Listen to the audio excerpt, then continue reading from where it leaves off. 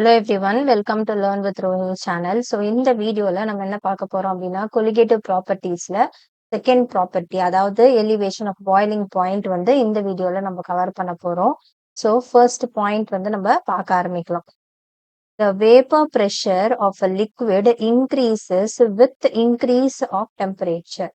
So first point வந்து என்ன கொடுத்துருக்காங்க அப்படின்னா, vapour pressure of the liquid. So vapour pressure of the liquid வந்து இன்க்ரீஸ் ஆகும். எப்போ இன்க்ரீஸ் ஆகும்னா, டெம்பரேச்சர் வந்து இன்க்ரீஸ் ஆகும் போது it's boiling it boils at the temperature at which its vapor pressure is equal to the atmospheric pressure. So அப்போ வந்து அதாவது பாய்லிங் பாயிண்ட் சொல்றோம்ல. ஸோ அது வந்து எப்போ பாயில் ஆகும் அப்படின்னா, அதோட ஸோ எப்போ வந்து பாயில் ஆகும் அப்படின்னா, ஒரு பர்ட்டிகுலர் டெம்பரேச்சர்ல அந்த டெம்பரேச்சர்ல இந்த வேப்பர் ப்ரெஷர் வந்து it will be equal to what atmospheric pressure. Atmospheric ப்ரெஷருக்கு ஈக்குவலா இருக்கிற டைம்ல தான் வந்து என்னவாகும், இட் பாயில்ஸ். அதாவது இப்போ வாட்டர் அப்படின்னு எடுத்துக்கிட்டோம் அப்படின்னா, water boils at what 373.15 kelvin. அதாவது வந்து பாயிலிங் பாயிண்ட் ஆஃப் வாட்டர் தெரியும் 100 degree Celsius. Because at this temperature the vapour pressure of water is 1.013 bar. So இப்போ வந்து நம்மளுக்கு வந்து டெம்பரேச்சர், வாட்டர் பாயில் ஆகக்கூடிய டெம்பரேச்சர் வந்து நம்மளுக்கு தெரியும் என்னது, 100 டிகிரி செல்சியஸ். ஸோ இந்த டெம்பரேச்சர்ல வந்து எப்படி இருக்கும்னா, வேப்பர் ப்ரெஷர் ஆஃப் வாட்டர் என்னது 1.013 பார். இதுவும் அட்மாஸ்பெரிக் வந்து என்னது பாருங்க, அட்மாஸ்பெரிக் ப்ரெஷர் வந்து 1. ரெண்டும் சேமா இருக்கா? 1.013க்கும் 1க்கும் அது டிஃபரன்ஸ் ரொம்ப இல்லை. இது சேம் தான். இல்ல அப்ப இதை நம்ம எழுதும் போது 1.013 எழுதும் போது 1ன்னு வந்து நம்ம ரவுண்ட் ஆஃப் பண்ணி எழுதிக்கலாம். Atmospheric pressure 1. ஸோ அப்போ இது ரெண்டுமே வேப்பர் ப்ரெஷர் ஆஃப் வாட்டரும் அட்மாஸ்பெரிக் ப்ரெஷரும் சேமா இருக்கிற போத, ஈக்குவலா இருக்கும் போத அந்த டெம்பரேச்சர்ல தான் வந்து என்னது வாட்டர் வந்து பாயில் ஆகுது. We have also learned in the last section, முன்னாடி இதுல வந்து என்ன பார்த்தோம், vapour pressure of the solvent decreases. So நம்ம லாஸ்ட் செக்ஷன்ல வந்து என்ன பார்த்தோம்னா, ஒரு சால்வெண்டோட வேப்பர் ப்ரெஷர் வந்து டிக்ரீஸ் ஆகும். எப்போ டிக்ரீஸ் ஆகும்னா, ஒரு நான் வாலடைல் சொல்யூட் வந்து அந்த சால்வெண்ட்ல சேர்க்கும் போது அப்படின்றத நம்ம ஆல்ரெடி வந்து பார்த்துருக்கோம். ஸோ 1.7 ஃபிகர்ல இதுல வந்து vapour variation of vapour pressure of pure solvent and solution as a function of temperature வந்து காமிச்சிருக்காங்க. இங்க வந்து கொடுத்துருக்காங்க இந்த டயக்ராம்ல, அவங்க அதை மென்ஷன் பண்ணிருக்காங்க. ஸோ இந்த கிராஃப் வந்து நம்ம லாஸ்டா வந்து நான் உங்களுக்கு எக்ஸ்பிளைன் பண்றேன். For example, the vapor pressure of an aqueous solution of sucrose is less than 1.013 bar at 373.15 Kelvin. இப்போ வந்து ஒரு எக்ஸாம்பிள் வந்து எடுத்திருக்காங்க. என்ன எடுத்திருக்காங்க அப்படின்னா, sucrose, aqueous solution of sucrose வந்து எடுத்திருக்காங்க. இந்த சொல்யூஷன் ஆஃப் சுக்ரோஸோட வேப்பர் ப்ரெஷர் வந்து எவ்வளவு இருக்குன்னா 1.013 பாரை விட கம்மியா இருக்கு. எப்போ 370 டெம்பரேச்சர் வந்து 373.15 கெல்வின். அதாவது 100 டிகிரி செல்சியஸ்ல டெம்பரேச்சர் இருக்கு. ஆனா அந்த சுக்ரோஸோட வேப்பர் ப்ரெஷர் வந்து எவ்வளவு இருக்குன்னா 1.013 பாரை விட கம்மியா வந்து இருக்கு. அப்ப வந்து என்ன பண்ணணும், சேம் பண்ணணும், அதாவது ஈக்குவல் பண்ணணும். In order to make the solution boil, so boil பண்ண வைக்கணும் அப்படின்னா நம்ம என்ன பண்ணணும், வேப்பர் ப்ரெஷரை வந்து இன்க்ரீஸ் பண்ணணும். எதுக்கு இன்க்ரீஸ் பண்ணணும், அதை வந்து அந்த பாயிலிங் டெம்பரேச்சருக்கு கொண்டு வரணும். So it's vapour pressure must be increased to 1.013. First வந்து சொல்யூஷன் ஆஃப் சுக்ரோஸ் வந்து லெஸ் தேன் 1.013 இருக்கு. எப்போ 100 டிகிரி செல்சியஸ்ல. அப்போ அந்த சொல்யூஷனை வந்து பாயில் பண்ண வைக்கணும் அப்படின்னா அதை வந்து என்ன பண்ணணும், 1.013க்கு வந்து இன்க்ரீஸ் பண்ணணும் அதோட வேப்பர் ப்ரெஷரை. அப்போ அது எப்படி இன்க்ரீஸ் பண்றது, நம்ம இங்க என்ன பார்த்தோம், வேப்பர் ப்ரெஷர் இன்க்ரீஸ் பண்ணோம்னா என்ன பண்ணணும், டெம்பரேச்சரை வந்து இன்க்ரீஸ் பண்ணணும். So by raising the temperature above the boiling temperature of pure solvent water. So அப்போ வந்து என்ன பண்ணணும், டெம்பரேச்சரை வந்து அதிகப்படுத்தணும். எப்படி இன்க்ரீஸ் பண்றோம்னா above the boiling temperature of water. வாட்டரோட பாய்லிங் டெம்பரேச்சர் வந்து என்னது 100 டிகிரி செல்சியஸை விட இன்னுமே அதிகப்படுத்துறோம். Thus, the boiling point of a solution is always higher than that of the boiling point of the pure solvent. So இதுல இருந்து வந்து நம்ம என்ன சொல்லலாம் அப்படின்னா, ஒரு சொல்யூஷனோட பாய்லிங் பாயிண்ட், இது வந்து பாய்லிங் பாயிண்டோட அந்த சொல்யூஷனோட boiling point it will be always greater than the boiling point of the solvent அப்படின்னு வந்து நம்ம சொல்லலாம். அதுதான் வந்து இங்க இந்த கிராஃப்லயும் வந்து அவங்க காமிச்சிருக்காங்க. Similar to lowering of vapour pressure, the elevation of boiling point also depends on the number of solute molecules rather than their nature. முன்னாடி டாபிக் வந்து நம்ம பார்த்தோம். என்ன டாபிக் வந்து நம்ம பார்த்தோம்? Relative lowering of vapour pressure வந்து பார்த்தோம்ல, அதை தான் வந்து சொல்லியிருக்காங்க. Similar to lowering of vapour pressure அப்படின்னு வந்து சொல்லியிருக்காங்க. அது மாதிரியே இந்த எலிவேஷன் ஆஃப் பாய்லிங் பாயிண்ட் கூட எதை டிபெண்ட் பண்ணி இருக்குன்னா, நம்பர் ஆஃப் சொல்யூட் மாலிகுல்ஸை தான் டிபெண்ட் பண்ணி இருக்கு. நம்ம அதை தானே பார்த்தோம். கான்சென்ட்ரேஷன் ஆஃப் த சொல்யூட்டை டிபெண்ட் பண்ணி தான் இருக்கே தவிர நேச்சர் ஆஃப் த சொல்யூட்டை டிபெண்ட் பண்ணி இல்லை. அதே பாயிண்ட்டை தான் இங்கேயும் சொல்றாங்க. லோவரிங் ஆஃப் வேப்பர் பிரஷர் மாதிரியே எலிவேஷன் ஆஃப் பாய்லிங் பாயிண்ட்டும் எதை டிபெண்ட் பண்ணியிருக்குன்னா, சொல்யூட் நம்பர் ஆஃப் சொல்யூட் மாலிகுல்ஸை தான் டிபெண்ட் பண்ணியிருக்கே தவிர்த்து நாட் தயர் நேச்சர் அப்படின்னு வந்து சொல்லியிருக்காங்க. A solution of 1 mole of sucrose in 1000 gram of water boils at 373.52 Kelvin. So இங்க என்ன சொல்லியிருக்காங்க, ஒரு சொல்யூஷன் சுக்ரோஸ் எடுத்திருக்காங்க, 1 mole of sucrose வந்து எடுத்திருக்காங்க.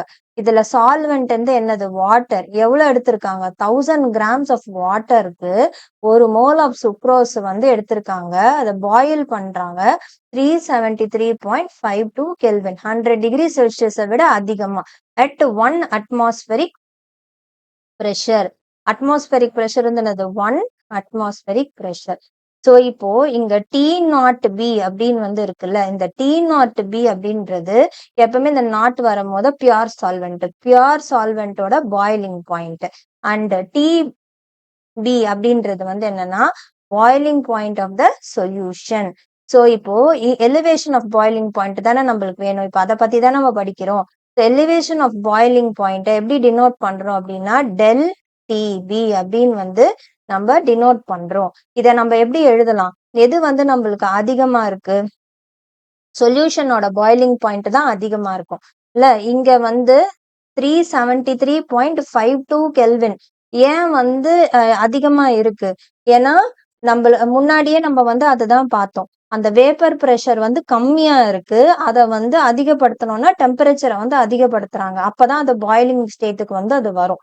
அதனாலதான் 373.15 தான் வாட்டரோட பாய்லிங் பாயிண்ட். அதோட கூடுதலா வந்து இன்னுமே வந்து டெம்பரேச்சரை ஏத்தணும், அப்பதான் வந்து என்னவாகும், வேப்பர் பிரஷரும் அட்மாஸ்பரிக் பிரஷரும் ஈக்குவலா ஆகும். அதுக்காக ஸோ டெல் டிபி அப்படின்றது வந்து என்னது, it is nothing but elevation of boiling point. எப்படி எழுதுறோம், டிபி அப்படின்றது என்னது, boiling point of the solution minus T0B, அதாவது boiling point of the solvent, pure solvent. So dilute சொல்யூஷன்ஸ்க்கு இந்த எலிவேஷன் ஆஃப் பாய்லிங் பாயிண்ட் இருக்குல்ல, இது வந்து directly proportional to what, molal concentration of the solute, எம்ன்னு கொடுத்துருக்காங்க. அதை தான் வந்து இங்க மென்ஷன் பண்ணியிருக்காங்க. என்னது, டெல் டிபி அப்படின்றது எப்பவுமே வந்து என்னது, எலிவேஷன் ஆஃப் பாய்லிங் பாயிண்ட். இது வந்து directly proportional to molal concentration of the solute இந்த சொல்யூஷன். இதை வந்து ப்ரொபோர்ஷனல்ல டைரக்ட்லி ப்ரொபோர்ஷனாலிட்டியை ரிமூவ் பண்றதுக்கு ப்ரொபோர்ஷனாலிட்டி கான்ஸ்டன்ட் இன்ட்ரடியூஸ் பண்றோம். So del T B is equal to proportionality constant வந்து இங்க கேபி இன்டூ எம். எம் அப்படின்றது வந்து என்னது, மொலாலிட்டியை வந்து குறிக்கும், அதாவது It is the number of moles of the solute dissolved in 1 kg of solvent. Molality. இது வந்து நம்ம ஆல்ரெடி படிச்சிருப்போம்.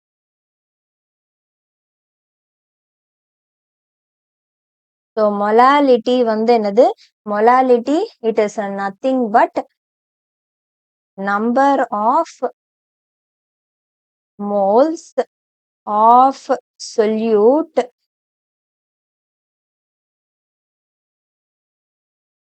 by mass of solvent. இது வந்து in kilogram. அதுதான் வந்து இங்க வந்து 1000 grams வந்து கொடுத்திருக்காங்க.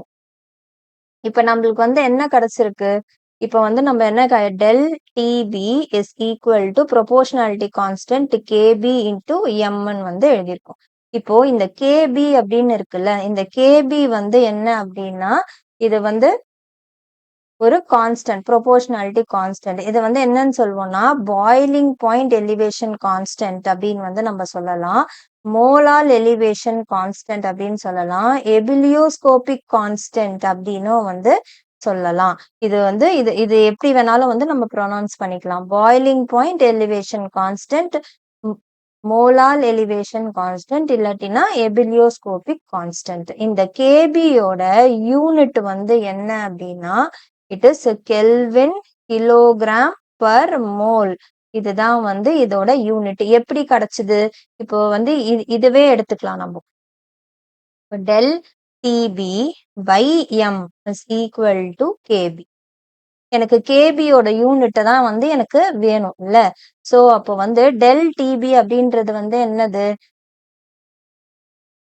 எலிவேஷன் ஆஃப் பாய்லிங் பாயிண்ட், அதாவது டெம்பரேச்சர். சோ அப்ப வந்து இது கெல்வின் வந்து வந்துரும். இங்க இது வந்து என்னது? மொலாலிட்டி. மொலாலிட்டியோட யூனிட் வந்து என்னது? Mole per gram. சோ இப்ப நான் இதை எழுதலாமா? அப்ப இது வந்து கேஜி இங்க மேல வந்துருமா? அப்போ கெல்வின் கிலோகிராம் பர் மோல்னு வந்து வந்துரும். இப்படிதான் வந்து எனக்கு இது கேபியோட யூனிட், எபிலியோஸ்கோபிக் கான்ஸ்டன்டோட யூனிட் வந்து எனக்கு கிடைக்குது. இப்போ இது வரைக்கும் நம்ம பார்த்துட்டோம். இது வரைக்கும் எப்படி நம்மளுக்கு வந்து யூனிட் கிடைச்சிருக்குன்னு பார்த்துட்டோம். Values of K B for some common solvent are given in the table 1.3. டேபிள்ல வந்து கேபியோட வேல்யூ சில சால்வெண்ட்ஸ்க்கு, காமன் சால்வெண்ட்ஸ்க்கு கொடுத்துருக்காங்க. W2 வந்து என்னது? Gram of solute of molar mass M2 is dissolved in W1 gram of the solvent. So என்ன சொல்லிருக்காங்க? If W2 gram of solute, W2 gram of solute of molar mass M2 is dissolved in W1 gram of solvent. molality வந்து molality of the solution வந்து எப்படி கொடுத்திருக்காங்க அப்படின்னு வந்து சொல்லிருக்காங்க. So இங்க ஆல்ரெடி வந்து நம்மளுக்கு தெரியும். இதுவும் வந்து நான் உங்களுக்கு டெரைவ் பண்ணி காட்டுறேன். இந்த பார்ட் வந்து எப்படி வந்திருக்கு அப்படின்றத நம்ம இப்ப பார்ப்போம். நான் அந்த பேஜ்லயே வந்து போடுறேன். இப்போ வந்து நம்மளுக்கு வந்து என்ன தெரியும்? மொலாலிட்டி தான் நம்மளுக்கு வேணும். So M is equal to, M வந்து என்னது? Number of moles of solute by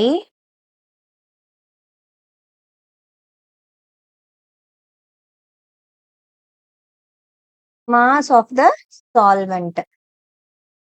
இதை நான் ஆல்ரெடி உங்களுக்கு வந்து சொல்லிட்டேன். மாஸ் ஆஃப் சால்வெண்ட் இது வந்து இன் கிலோகிராம். இங்க வந்து 1000 கிராம்ஸ்னு கொடுத்திருக்காங்க. So number of moles of the solute வந்து நம்ம என்னது? திஸ் இஸ் நத்திங் பட் இது என்னது? N2.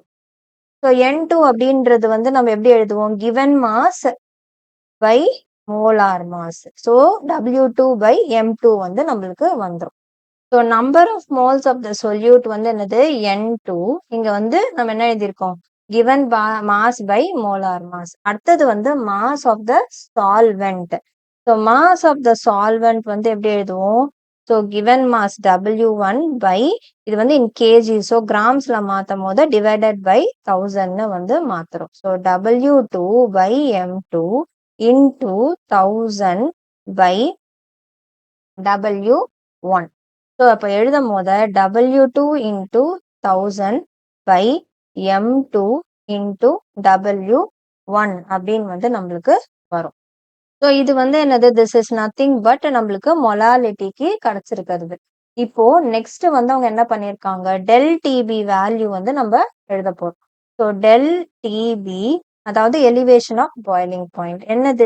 This is equal to KB into M molality. மொலாலிட்டிக்கு கண்டுபிடிச்சு வச்சிருக்கோம். ஸோ W2 into 1000 by M2 into W1 into KB அப்படின்னு வந்து வரும். This is equal to del TB. இது வரைக்கும் வந்து நம்ம டிரைவ் பண்ணி இங்க எடுத்துட்டோம். இப்ப இதையே வந்து அவங்க என்ன மாத்திருக்காங்கன்னா, இதே வந்து molar mass of the solute கண்டுபிடிக்கணும்னா, இந்த M2 இருக்குல்ல, இத வந்து இப்படி மாத்தி எழுதியிருக்காங்க. இந்த டெல் டிபியை இங்க கீழே கொண்டு வந்திருக்காங்க. அவ்வளவுதான். இப்ப M2 வந்து நம்மளுக்கு வேணும் அப்படின்னா, அது கேபிட்டல் M புக்ல குடுத்துருக்காங்க. ஸோ நீங்க அதே ஃபாலோ பண்ணிக்கோங்க. So W2 into 1000 by del TB into W1 into KB அப்படின்னு வந்து வரும். For finding molality of the solute. So இதை வந்து அப்படியே இன்டர்சேஞ்ச் பண்ணி எழுதியிருக்காங்க. இது இந்த பக்கம் வரும் அண்ட் இது வந்து டினாமினேட்டர் வந்துடும். ஸோ இது வரைக்கும் தான் வந்து எலிவேஷன் ஆஃப் பாய்லிங் பாயிண்ட் நம்ம இது வரைக்கும் வந்து நம்ம பார்த்துட்டோம். So del T B is determined experimentally for a known solvent whose K B value is known. So இதுதான் வந்து கொடுத்துருக்காங்க. இப்போ நெக்ஸ்ட் வந்து நம்ம இந்த கிராஃப் வந்து நம்ம பார்க்கலாம். ஸோ கிராஃபும் வந்து ஒன்றும் இல்லை. ஸோ கிராஃப்லயும் நம்ம ஆல்ரெடி இப்போ நம்ம பார்த்ததே தான் வந்து அவங்க கிராஃப் மூலயமா வந்து எக்ஸ்பிளைன் பண்ணியிருக்காங்க. ஸோ இங்க கிராஃப்ல வந்து என்ன கொடுத்துருக்காங்க? ஸோ எக்ஸ் ஆக்சிஸ்ல வந்து டெம்பரேச்சர் எடுத்திருக்காங்க. ஒய் ஆக்சிஸ்ல வேப்பர் ப்ரெஷர் வந்து எடுத்திருக்காங்க. அண்ட் இங்க வந்து என்ன மார்க் பண்ணியிருக்காங்க? 1.0313 பார் ஆர் 1 அட்மாஸ்பெரிக் ப்ரெஷர். இது வந்து வேப்பர் ப்ரெஷர் அண்ட் இது வந்து அட்மாஸ்பெரிக் ப்ரெஷர். இது மார்க் பண்ணியிருக்காங்க. நம்மளுக்கு ரெண்டு கர்வ்ஸ் வந்து இருக்கு கிராஃப்ல. ஒன்னு வந்து இந்த அப்பர் கர்வ், அதாவது இந்த ஆரஞ்சு லைனு, அது வந்து பியூர் சால்வெண்ட்டை வந்து குறிக்கும். And another one is a solution. அது வந்து என்னது? அந்த ப்ளூ லைன் அண்ட் அந்த ப்ளூ கர்வ். அண்ட் அது வந்து என்னது? This is the solution. So இந்த சொல்யூஷன் கர்வ் பார்த்தோம்னா சால்வெண்ட்டுக்கு கீழே வந்து இருக்கு. எல்லா டெம்பரேச்சர்லயுமே பார்த்தோம்னா இந்த சொல்யூஷன் கர்வ் வந்து என்னவா இருக்கு? இந்த சால்வெண்ட்டுக்கு கீழ் பக்கத்துல தான் வந்து இருக்கு. ஏன் வந்து சொல்யூஷனுக்கு லோ வேப்பர் ப்ரெஷர் வந்து இருக்கு? ஒரு நான் வாலடைல் சொல்யூட் ஆட் பண்ணும் போது அது என்னவாகும்? அந்த சால்வெண்ட் மாலிக்யூல்ஸ் வந்து ரெடியூஸ் ஆகுது. அதனால நம்ம வந்து என்ன பார்த்தோம்? Vapour pressure of the solution it is less than the vapour pressure of solvent. So அதை இண்டிகேட் பண்றது தான் வந்து இங்க வந்து இந்த மாதிரி கிராஃப் வந்து வந்திருக்கு. அண்ட் லிக்விட் வந்து எப்போ பாயில் ஆகும்? வேப்பர் ப்ரெஷரும் அண்ட் அந்த அட்மாஸ்பெரிக் ப்ரெஷரும் வந்து சேமா வந்து இருக்கும் போது இந்த T0B அப்படின்றது வந்து நம்ம என்னன்னு பார்த்தோம்? இந்த T0B அது வந்து boiling point of the pure solvent. அதுதான் வந்து இங்க மார்க் பண்ணியிருக்கோம். அண்ட் அதே மாதிரி TB அப்படின்றது வந்து அது boiling point of the solution. So இங்க அதுதான் மார்க் பண்ணியிருக்காங்க. அண்ட் இந்த ரெண்டுத்துக்கும் இருக்கிற அந்த டிஸ்டன்ஸ் இருக்குல்ல, அதுதான் வந்து என்னது? Del T B. அதை தான் வந்து இப்படி காமிச்சிருக்காங்க. இது வந்து இந்த பியூர் சால்வெண்ட்ல இது வந்து பாருங்க, இந்த 1 அட்மாஸ்பெரிக் ப்ரெஷர் அந்த இடத்துல மீட் பண்ணும் போது தான் வந்து என்னது? அதுதான் boiling point of the solvent. இதே தான் இந்த சொல்யூஷன் கர்வ் இருக்குல்ல, அந்த ப்ளூ கலர் கர்வ், அது வந்து அந்த 1 அட்மாஸ்பெரிக் ப்ரெஷர் அந்த இடத்துல வந்து மீட் ஆகும் போது தான் boiling point of the solution. அதை டினோட் பண்றதுக்கு தான் வந்து அவங்க அந்த மாதிரி வந்து வரைஞ்சிருக்காங்க. எலிவேஷன் ஆஃப் பாய்லிங் பாயிண்ட் இந்த ரெண்டு கிரீன் லைனுக்கும் இந்த கேப் இருக்குல்ல, இந்த பார்ட் தான் வந்து என்னது? Elevation of the boiling point. அதாவது அந்த horizontal gap between the two vertical lines. நம்ம இப்ப படிச்சோம்ல, அதே தான் வந்து அவங்க கிராஃபிக்கெல்லாம் வந்து ரெப்ரசன்ட் பண்ணியிருக்காங்க. ஸோ இந்த பார்ட்டோட வந்து நம்மளுக்கு இந்த வீடியோ வந்து கம்ப்ளீட் ஆகுது. நெக்ஸ்ட் வீடியோல நம்ம டிப்ரெஷன் ஆஃப் ஃப்ரீசிங் பாயிண்ட் வந்து பார்க்கலாம். வீடியோ பிடிச்சிருந்தா லைக், ஷேர், சப்ஸ்கிரைப் பண்ணுங்க. தேங்க்யூ.